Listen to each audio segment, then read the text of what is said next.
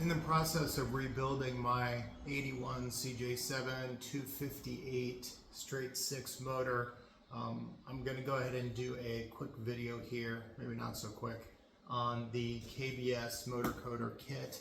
Here I'm planning on painting the motor, but I'm waiting for that to come back from the machine shop. And while I was going to wait for that, I went ahead and painted the valve cover and the oil pan. And so I think I'll just post this separately, not as part of the rebuild, but just as a bit of a review and a little background on the KBS kit here and how well it seemed to work for what I'm working on. But I'll also include that in part of the video for the rebuild when I get to repainting the block and the head when it comes back. I decided to go ahead and go with the motor coder kit. It comes with everything. You can easily buy this stuff separately, so I'm not sure how much I would recommend getting the kit per se, and we'll see how the paint comes out. So this is just the kit. It comes with all the stuff here. And this is the AMC motor coder 83 to 81. I'm in 81, so there we go. There's the engine blue. And it comes with basically the clean, which is basically just an industrial cleaner. And then the blast, which is, I think that's a lot like OSFO. I use OSFO. It's the same type of deal with the phosphoric acid. It says water-based rust remover and zinc phosphate pre-primer metal etch. I don't know, maybe it's a little different, but I did use this, and I'll go through that. Take a couple of pictures at least, because I was in a hurry. I've already done it, and I had to get quickly done before the rain came. So I'll just voice over some of those pictures. And of course, the little tiny can of paint, but I'm hoping that'll be enough to do the head, the block, the valve cover, and the oil pan. I'm not doing any of those stuff like the timing chain cover. I'm going to go ahead and leave all that, and the water pump and all that just regular aluminum or whatever. It comes with a brush, a couple gloves, a squirter for the rust blast, and then instruction sheet. You might want to go online and take a look at some of the, it's not a lot of extra information, but it's a little extra information online, so I would recommend go ahead and do that. I am going to spray it, and they give you actually the thinner as well, so that's kind of nice. I think it's 10%, 5 to 10% of the thinner. It says online it may not need thinning, but I'm going to go ahead and thin it just a little bit just to make sure I don't have any issues with there, and spray it sparingly so I don't get any runs. I forgot to mention that I bought this on Amazon. You can buy the kit directly from KBS, but I just bought it on Amazon. It was $54. I'll put a link in the description. I was in a hurry, so I didn't have time to set up the video camera, but there's really not a whole lot to see there. I used the clean here. I diluted it in a bucket, probably 3 or 4 or 5 to 1 or something like that. And it worked just like any other grease cutter, and it actually worked out pretty well, I think. I mean, it seemed to react pretty quickly. It didn't do a lot on the aluminum valve cover because it was already mostly clean, but for sure the oil pan, it helped quite a bit. And so I just washed it a couple of times, rinsed it off, just to make sure that it was totally clean. And then here I went ahead and I found a little aluminum tray, and I'm soaking that bottom part, that little cavity in there right underneath the, I guess it's an oil pan, little protective skid plate that's welded onto the bottom of the oil pan. There's that little area in there that's tough to get in. I tried to brush with that car brush or that dish brush, and I got some of the stuff, but there were some things caked in there, so I just decided to let it soak in there, scrub it a few more times, and I think that helped a little bit. After I got everything clean, I went ahead and dried it off and blew it off with my air compressor.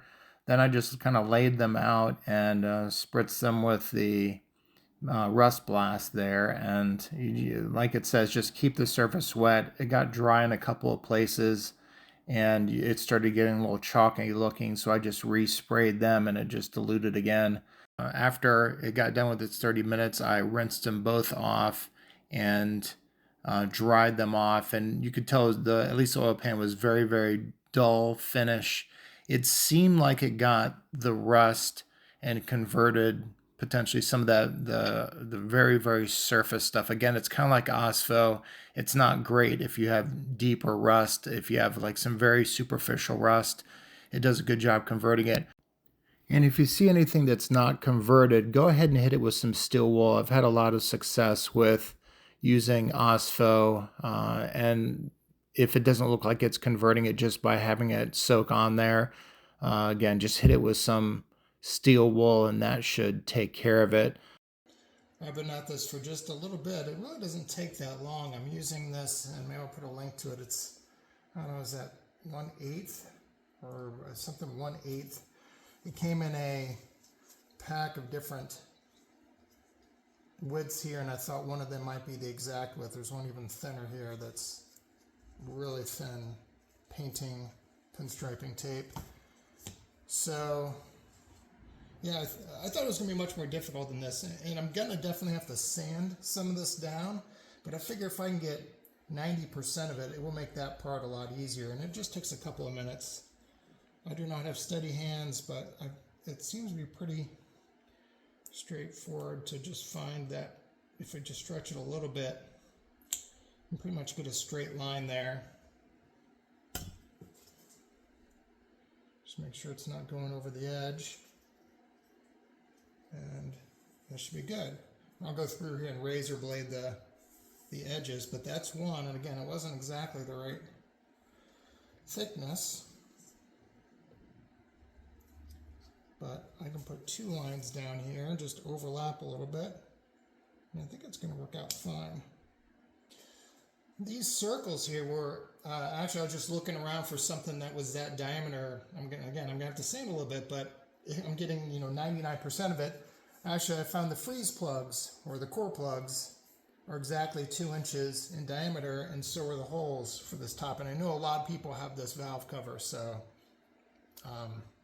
anyway, that was great. I just put it down on some steel, and I took a razor blade and I cut around the tape, and I made little templates here.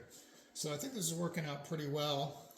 258, I'm kind of at a loss at. I'm not quite sure I'm going to be able to do anything about that. And little circles here, I'm not quite sure. I was looking around the house, and I actually found these. These are almost exactly right. So I may use little eyeballs on there. I figure, why not? Make a little fun. It's almost that exact shape. And that'll cover a few of them. Very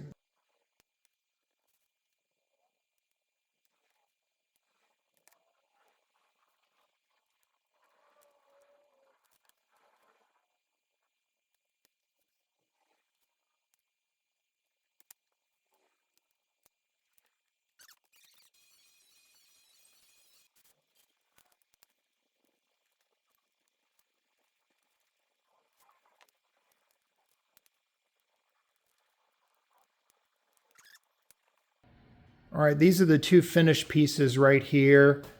I've already shown the taping here, but this is kind of it being done after I did the rust blast, I guess, and the cleaner from the KBS motor coater kit.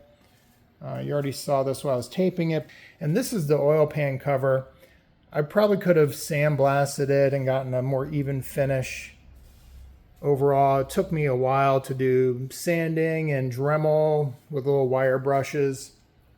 And then, of course, I used the cleaning product from KBS and also the rust prohibitor, which I say is a lot like OSFO. I think this came out pretty well. It definitely cleaned it. And I've sanded this down with 220 and 400. And I think it's pretty good. All the rust should be converted on here. I mean, there may be a little bit here and there, but again, it's the oil pan, so it's underneath, so I'm not too worried about it. I don't know how I'm going to get paint sprayed up into underneath that edge there.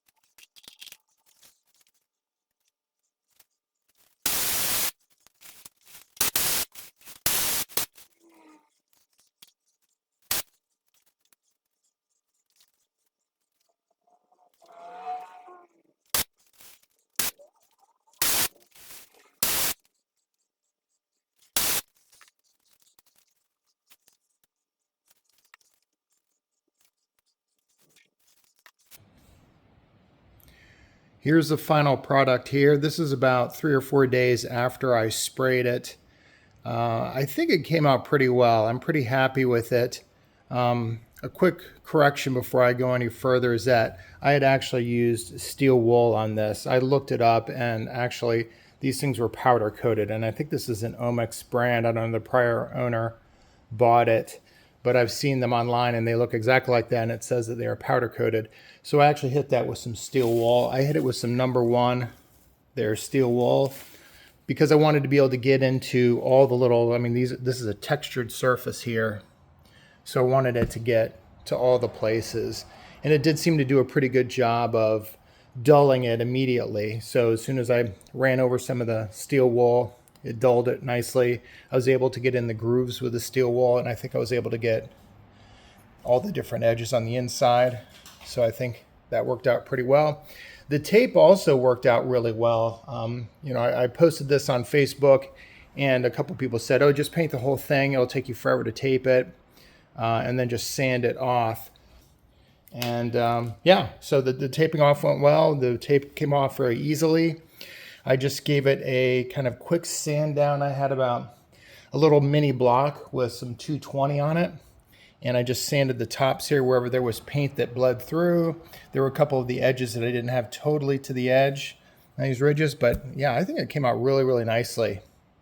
And my painting with an air gun, and this was, one of the purple cheapy Harbor Freights. I think I got this on sale for 15 bucks. You can see I did not clean it out. I'm gonna go ahead and toss that. I was having some issues with it, but that worked out okay. But that's only the second time I've sprayed before. I didn't know exactly about the pattern.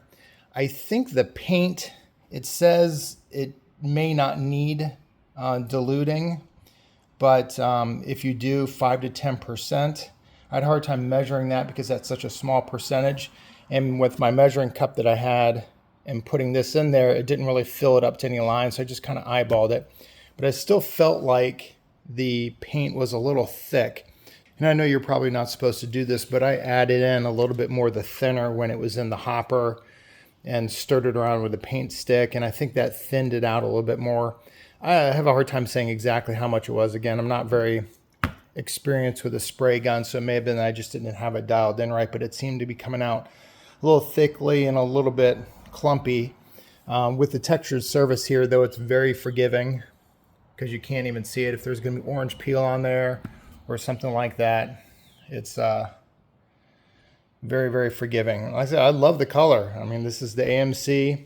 There are a couple other companies. I know I've seen a lot of people use Seymour. I think that's a spray paint, Seymour. They make an AMC. This is a 73 to 81 AMC engine blue. And Seymour makes a spray can. I don't know if they make a brushable. And also Eastwood makes a paint. And I think I've looked at it before, and I think it comes in a spray can as well as a paintable.